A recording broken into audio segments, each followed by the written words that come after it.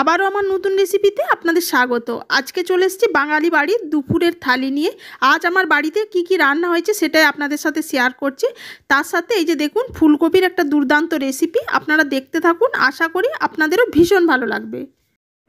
নমস্কার, সুরভি রান্নার তরফ থেকে সকলকে স্বাগত। আমি সুরভি আবার একবার চলে এসেছি আপনাদের মাঝে আমার নতুন একটা রেসিপি নিয়ে। রান্নাটা করার জন্য সবার প্রথমে গ্যাসে কড়াইয়ে জল দিয়ে গরম করতে বসিয়ে দিয়েছিলাম। জলটা একটু গরম হওয়ার পর এর মধ্যে দিয়ে দিলাম অল্প একটু নুন। নিয়ে জলটা গরম হয়ে যাওয়ার পর ফুলকপি যেগুলো কেটে রেখেছিলাম এই যে বড় বড় টুকরো করে সেই ফুলকপিগুলো দিয়ে জলের মধ্যে হালকা ভাপিয়ে নেব। এখন নতুন নতুন ফুলকপি, তাই জলের মধ্যে একটু ভাপিয়ে নিলে মানে ফুলকপির মধ্যে যদি কোনো কীটনাশক দেওয়া থাকে তাহলে এই গরম জলে অল্প ভাপিয়ে নেওয়ার পর সেটা আর থাকবে না এবং স্বাস্থ্যের পক্ষে উপকারী। আর অনেকের ফুলকপি খেলে গ্যাস হয়, এইভাবে রান্না করলে গ্যাসও হবে না। আমার এই পুরো রেসিপিটা আপনারা দেখুন। দেখার পর যদি আপনাদের ভালো লেগে থাকে তাহলে প্লিজ যারা এখনও আমার চ্যানেলটি সাবস্ক্রাইব করেননি তারা আমার চ্যানেলটা সাবস্ক্রাইব করে পাশে থাকা বেল আইকনটা প্রেস করে দেবেন এরকমই সব রেসিপি পাওয়ার জন্য। আর অবশ্যই লাইক আর কমেন্টের মাধ্যমে জানাবেন আপনাদের কাছে কেমন লাগলো আজকের রেসিপিটা। আমি আমার আগের ভিডিওতে এই দুপুরের থালিটার দুটো রেসিপি শেয়ার করেছিলাম, বলেছিলাম যে পরের দিন আবার বাকি রেসিপিগুলো শেয়ার করব। তাই চলে এসেছি যথারীতি এই ফুলকপিটা আমি কিভাবে রান্না করেছি সেটাই আপনাদের সাথে শেয়ার করতে।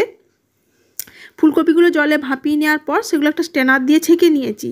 নিয়ে আবারও গ্যাসে কড়াই বসিয়ে এর মধ্যে দিয়ে দিয়েছি সর্ষের তেল। পুরো রান্নাটা আমি সর্ষের তেলেই করছি। নিয়ে এর মধ্যে ছেঁকে নেওয়া ফুলকপিগুলো দিয়ে হালকা করে নেড়ে চেড়ে ভেজে নেব। এই ফুলকপির তরকারিটা বিশ্বাস করুন দুপুরে ভাতের সাথে থাকলে আর কিছুরই দরকার পড়ে না, এতটাই টেস্টি লাগে খেতে। আর ফুলকপিটা ভাজার সময় আমি এখানে 1 পিঞ্চ হলুদের গুঁড়ো দিয়েছিলাম। আর ওই যে বললাম বাঙালি বাড়ি, তাই এক তরকারি দিয়ে তো খেলে হবে না, তাই অনেক কটাই রেসিপি রান্না করতে হয়েছিল। আগের ভিডিওতে আপনাদেরকে বলেইছি, সেগুলোই সব শেয়ার করছি একে একে। আর আপনারাও দেখতে চেয়েছিলেন, সেই কারণেই শেয়ার করা। চলুন ফিরে আসছি ফুলকপিটা ভেজে নেওয়ার পর। এখন শীতের শুরুর আগেই এরকম একটা ফুলকপির তরকারি থাকলে মানে পুরো দুপুরের খাওয়াটা জমে যায়। ফুলকপিগুলো দেখুন আমার হালকা করে ভাজা হয়ে গেছে। এবার ফুলকপিগুলো আলাদা পাত্রে তুলে নেব। নিয়ে আবারও ওই কড়াইয়ের মধ্যেই রান্নাটা করার জন্য দিয়ে দিলাম সর্ষের তেল। তেলটা ভালো মতো গরম হয়ে গেলে এর মধ্যে ফোড়ন হিসেবে দিয়ে দেব গোটা গরম মশলা, যার মধ্যে আছে এলাচ আর লবঙ্গ, দারচিনি।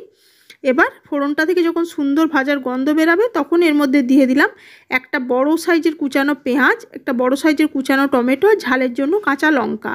এবার পেঁয়াজ, টমেটো আর লঙ্কাটা তেলের সাথে হালকা করে মিশিয়ে নেব। নিয়ে এবার পেঁয়াজ টমেটোটা তাড়াতাড়ি ভাজা হওয়ার জন্য আমি এখানে দিয়ে দিলাম পরিমাণ মতো নুন। এবার গ্যাসের ফ্লেমটা মিডিয়ামে করে দিয়ে পেঁয়াজ টমেটোটা ভাজা হতে দেব। আর আমি এখানে একদম তরকারির অনুপাতেই নুনটা দিয়েছি, আপনারা প্রয়োজনে এখন অল্প দিয়ে আবার পরে অ্যাডজাস্ট করে নিতে পারেন। পেঁয়াজ আর টমেটোটা যখন হালকা ভাজা হয়ে যাবে, এরকম টমেটোটা ম্যাশ হয়ে যাবে, তখন এর মধ্যে একে একে দিয়ে দিলাম আদা রসুন জিরে ধনের পেস্ট, হলুদের গুঁড়ো আর কাশ্মীরি লঙ্কার গুঁড়ো। আমি এখানে আদা রসুনের সাথে জিরে ধনেটা পেস্ট করে নিয়েছি, কারণ বাটা মশলা দিয়ে রান্না করলে খেতে বেশি সুস্বাদু লাগে। আপনারা প্রয়োজনে জিরে ধনেটা পাউডারও ব্যবহার করতে পারেন রান্নায়।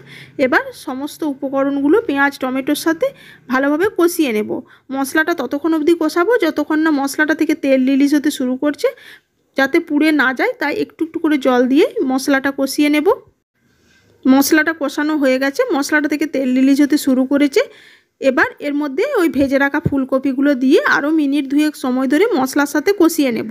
এমনি ফুলকপিগুলো মানে ভাপানো আছে, তার উপর ভাজা আছে, অলরেডি ফুলকপিগুলো রান্না হয়েই গেছে।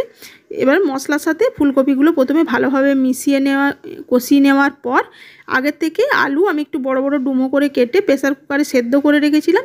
ফুলকপিটা কষানো হয়ে যাওয়ার পর ওই যে সেদ্ধ করা আলুগুলো দিয়ে আরও কিছু সময় মশলার সাথে ভালোভাবে কষিয়ে নেব। যখন ফুলকপি আলু মশলার সাথে এরকম কষানো হয়ে যাবে তখন গ্রেভি বানানোর জন্য দিয়ে দিলাম পরিমাণ মতো জল। আর মশলাটা ফুলকপি আলু কষানোর সময়তেই দিয়ে দিয়েছিলাম গরম মশলা পাউডার। নিয়ে আর নুনটা আপনারা এই অবস্থাতেই চেক করে নেবেন, আপনারা যেমন পছন্দ করবেন আর কতটা গ্রেভি পছন্দ করবেন জলটা সেই অনুপাতেই দেবেন। আর যদি চিনি পছন্দ করেন তাহলে দিতে পারেন। আমার বাড়িতে কেউ মিষ্টি পছন্দ করে না, তাই আমি এখানে রান্নায় চিনি ব্যবহার করিনি। এবার ঢাকা দিয়ে রান্নাটা হতে দেব। রান্না আমার একেবারেই তৈরি হয়ে গেছে। এই যে দেখুন ফুলকপির তরকারিটা নামিয়ে উপর থেকে ধনেপাতা কুচি ছড়িয়ে সার্ভ করে দিয়ে দুপুরের থালিটা রেডি করে নিয়েছি। আপনাদের কাছে কেমন লাগলো অবশ্যই জানাবেন। আজ তাহলে এটুকুই, আবার হাজির হয়ে যাবো অন্য কোনো রেসিপিতে। ধন্যবাদ।